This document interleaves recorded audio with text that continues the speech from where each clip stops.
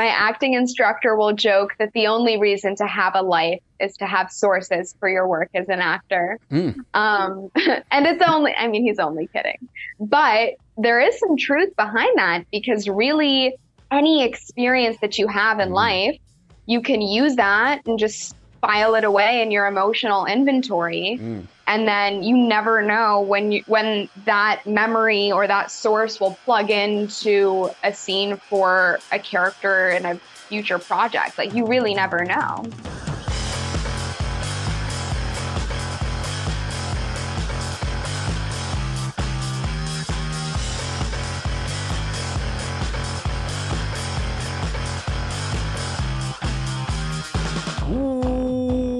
Welcome, everybody, to Casting for Two, the podcast, as always, hosted by me, Chris. Welcome, everybody, to episode number 491. Exciting episode for you all today. The final episode of October, and I'm going out with, I guess you could say it's a Halloween episode. My guest today is in a project that you can check out right now. It's a Halloween-themed movie. So that's pretty cool. But of course, I gotta talk that shop in that talk.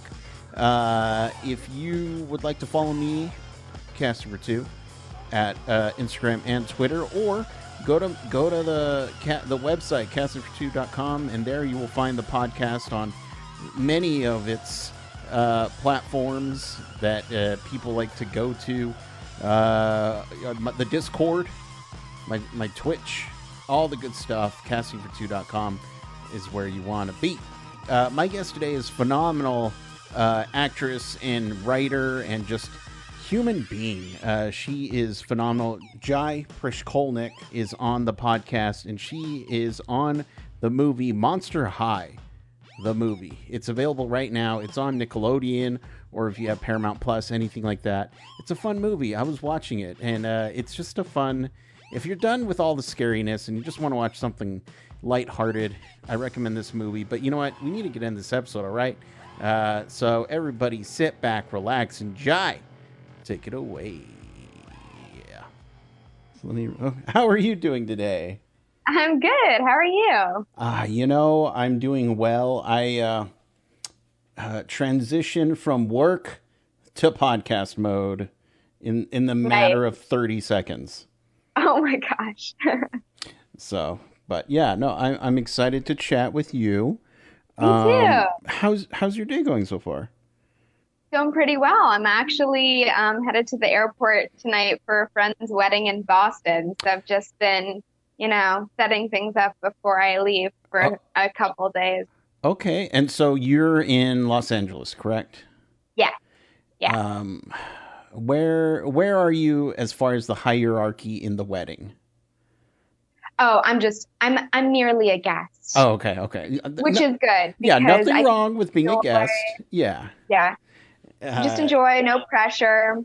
It's so, I mean, I don't want to brag, but I've been to a couple of weddings. But in one of them I was a groomsman, which very different than bridesmaids, obviously, but groomsmen, we're just there to not mess up, just don't mess up. Escort the bridesmaids down the aisle. You're done. That's it. Call it good. That's it. My girlfriend was a maid of honor, and the amount of work. Oh my God, that was a second job for her, and yeah. It made me question the one time that a friend asked me to be a best man, and I said yes. I was just like, oh no, do I really want that responsibility? And I'm just like, no, guest is perfect for me. Yeah. If I could... I've never been a part of a wedding party yet, okay. But I will say, knowing myself, I'm the kind of person who doesn't really know when to stop. I tend to go a little overboard. Mm-hmm. So when that does happen, I'm going to be a lucky bride because I will think of everything. Have you ever thought of channeling that need to never stop to something other than acting, like a party, a planner, or anything like that? My friend and I just threw a surprise party for another friend in our group. Mm-hmm. And the thought did cross my mind. Like, if I didn't have to be an actor, because I have to be an actor. Right, yes. I might be like a really good wedding planner or like birthday party planner, just because I really love all that organizational stuff and like making all the components come together. So maybe in another life. Right. Okay. And so that, again, kind of going on that need to keep on going, because I'm just fascinated with that, because I'm the exact opposite. I'm like, I'm done. I've reached the wall. I'm done. Good night. I'm going to sleep. How does that affect the way that you build a character? That's a really good question, because I feel like when I first started acting, I really had to overcome this really perfectionism quality that I had, because in a lot of ways it stilted my work, because acting is all about the emotions, right? It's about channeling the emotions of the character that you're portraying. And for me, my go-to in life is coming from a more logical standpoint. So the two don't really go well together. Exactly. I mean, the logic really comes in when you're doing research for the character. Right. But at a certain point, you have to let all of that go to really just live in it authentically and emotionally. So as far as approaching the work for a character, I couldn't really tell you how exactly I do it, because I really try to let the process be free for every different character's needs. Because, someone like Cleo, she fortunately is very intellectual and very clever. And she, of course, does have emotions as well, but I could use a lot more of myself naturally, as opposed to another character who's maybe a little bit more off the walls and spunky. Those two processes would look really different, because I try to come at it the way that the character would. Oh, okay. Yeah. And so, because I'm just fascinated with the person's ability to become a whole other person while still retaining the same, who you are.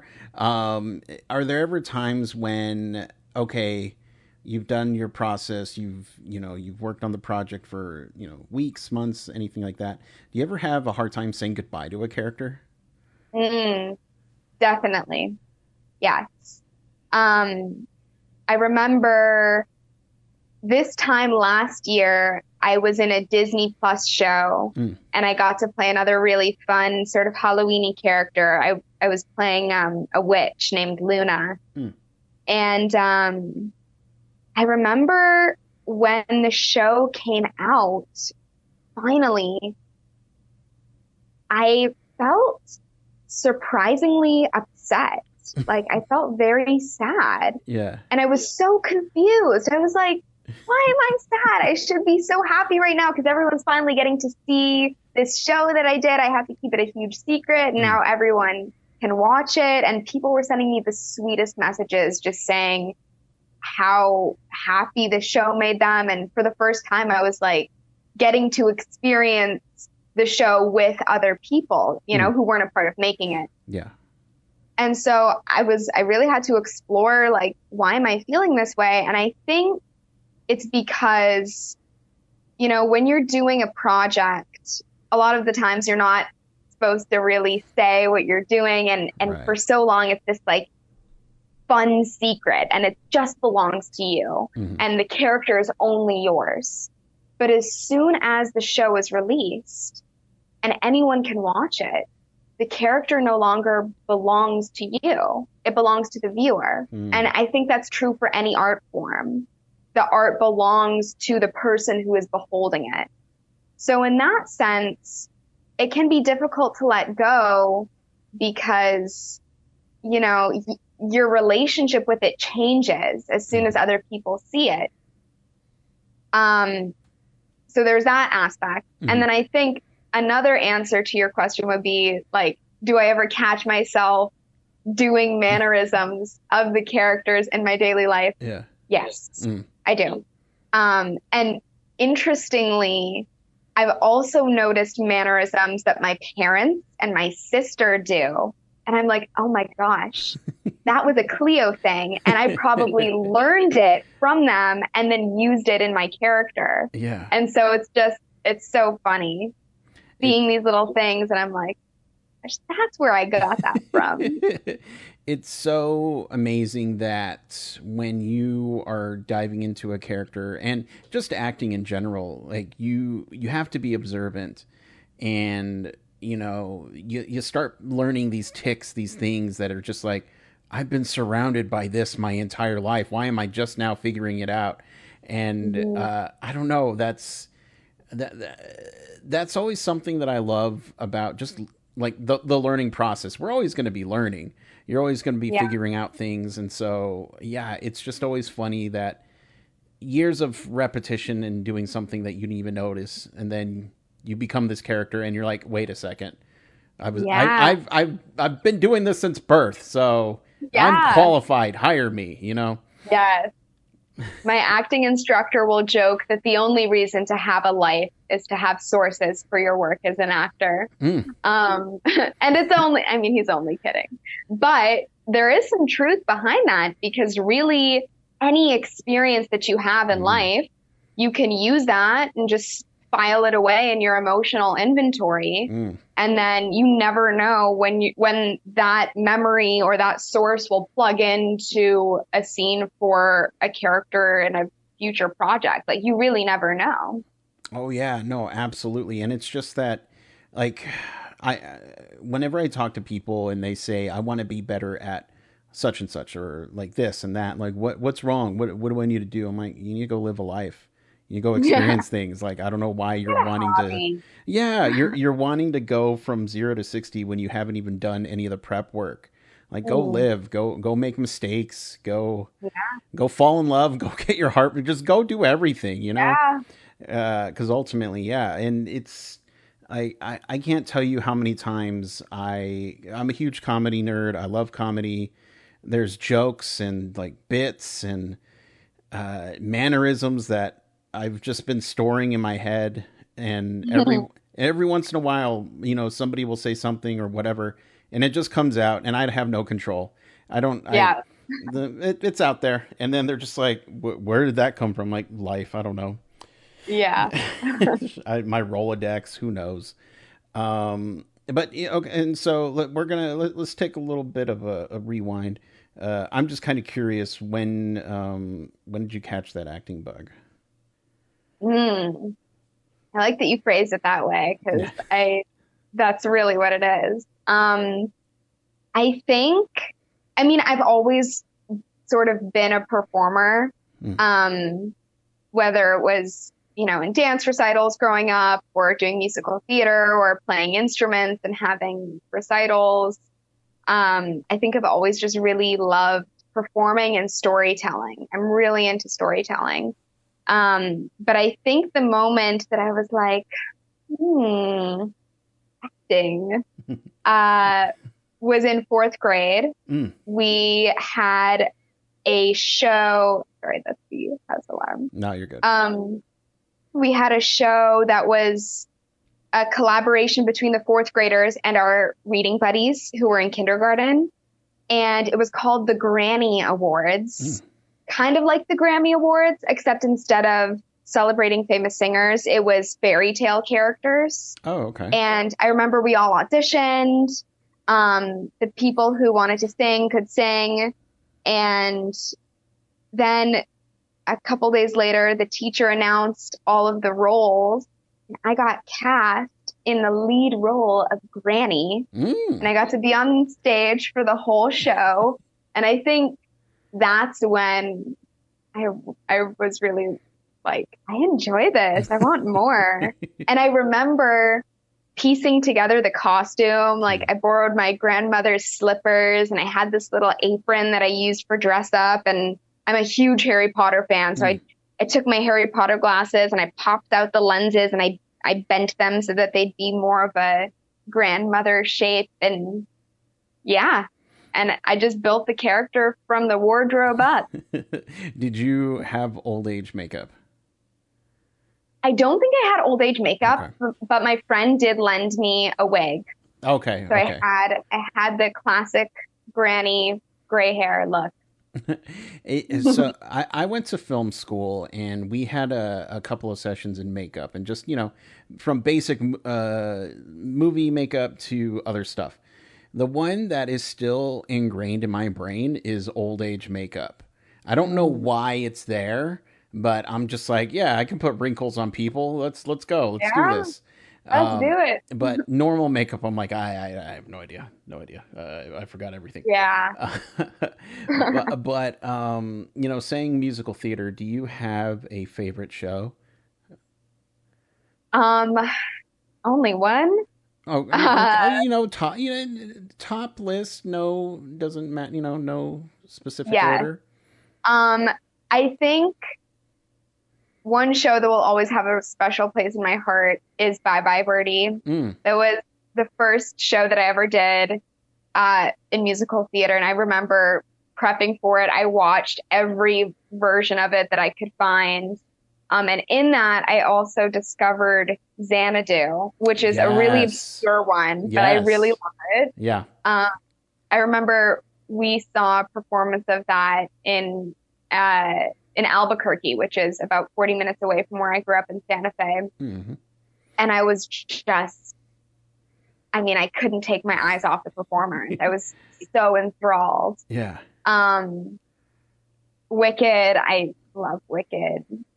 Cast is another favorite. I could go on. You just have to stop me. No, like Xanadu is one of those plays that shows, I should say. I knew of it, but I didn't know anything about it. And then I started listening to music, and then ELO came on, and then that's when I was like, oh, they did the soundtrack for Xanadu? What's that? And then that's when I went down that rabbit hole, and I was just like, wow, that is like, why can't stuff like that be done this day? But right? It's evolved. It's fine. It's okay. Yeah. Well, I'm super into Greek mythology, so I think that was also, the two loves of merging musicals and Greek myths, and I was just like, oh my God. My girlfriend saw Hades Town?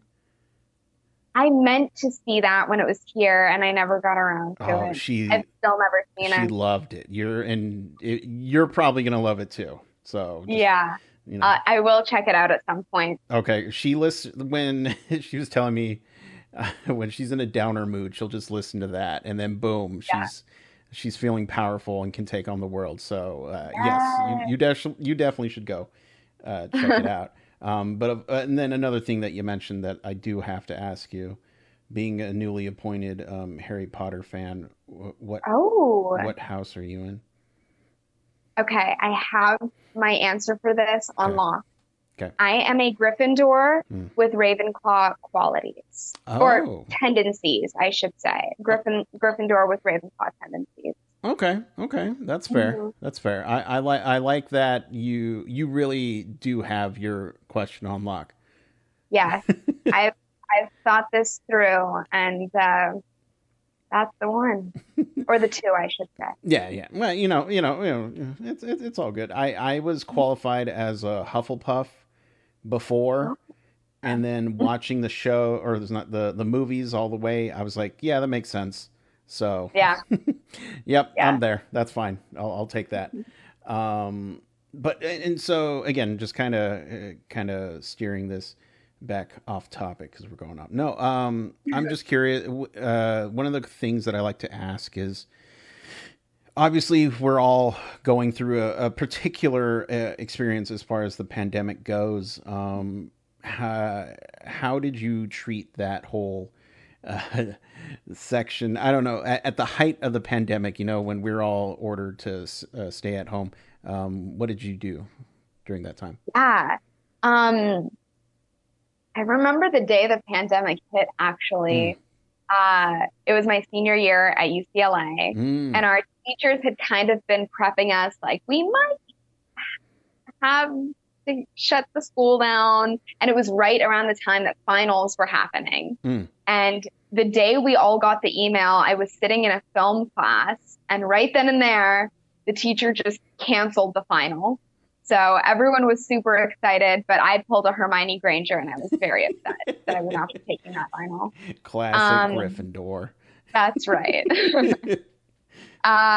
And then the summer was kind of a blur. I mean, when I'm not acting, I do tutoring for kids, and also prospective college students. I help edit their college application essays.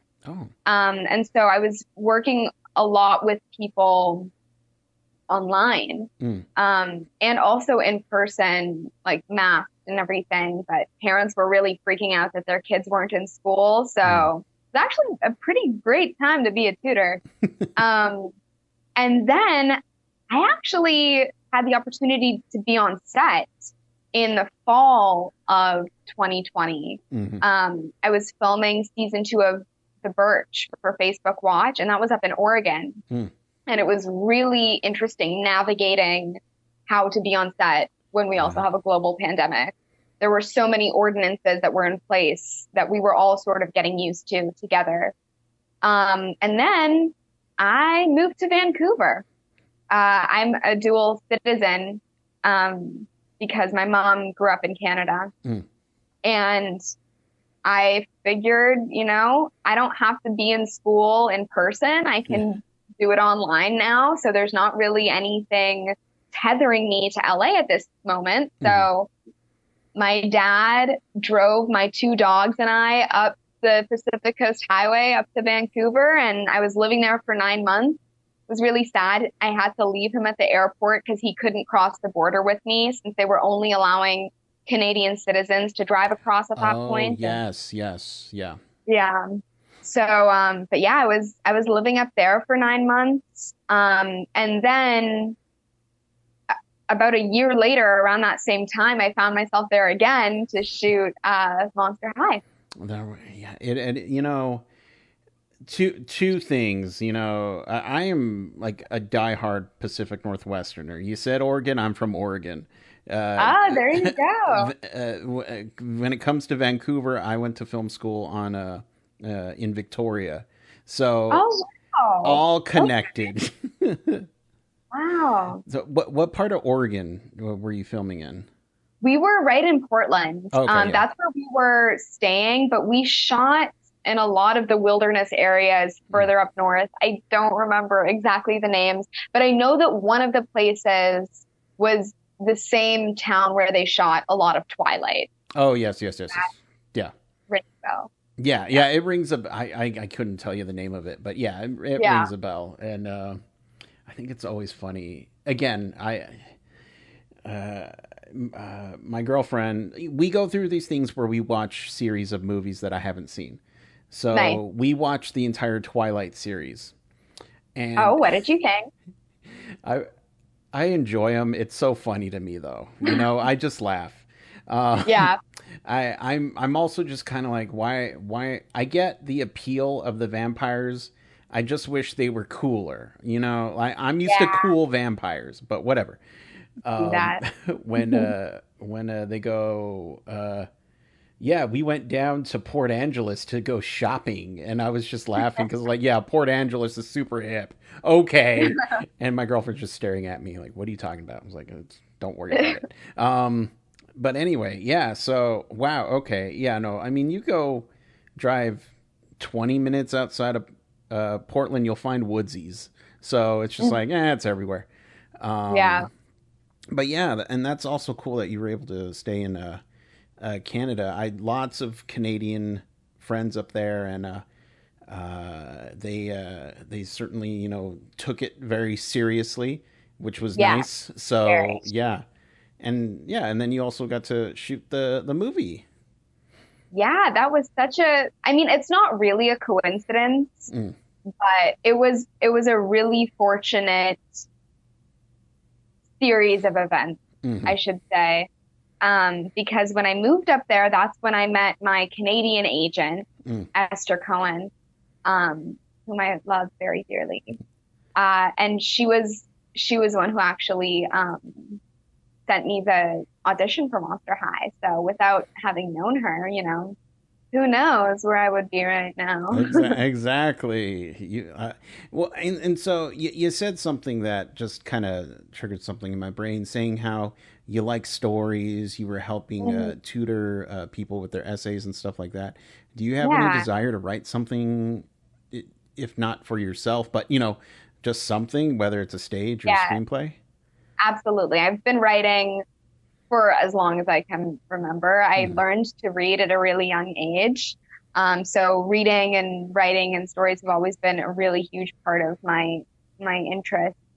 But yeah, absolutely. I mean, I really love um, short stories mm, and writing plays and screenplays as well. But I also really enjoy academic writing, mm. which I got to do a lot of in university, but now I'm sort of missing. But when you're in school, it's really great because you have the resources and the mentors who are all sort of there to support you through research and analytical writing. But yeah, absolutely, the answer is yes. Nice, nice. I did one project that was written by, they told us, like, Stanford scholars or whatever, and it was something that I don't know why I just got in, was doing like acting projects, but it was like training videos, and Mm, they had to be precise, and like there was terminology that I'd never heard of, and I'm sure it came out like as if like he's just saying that he doesn't know what that means, but still, like I'm just like I'm not smart enough for this, I can't do it. And then but it was okay, it was fine. But yeah, I definitely requires a different mindset. But yes. when you're in lectures all Mm, day, it kind of warms up your mind mm.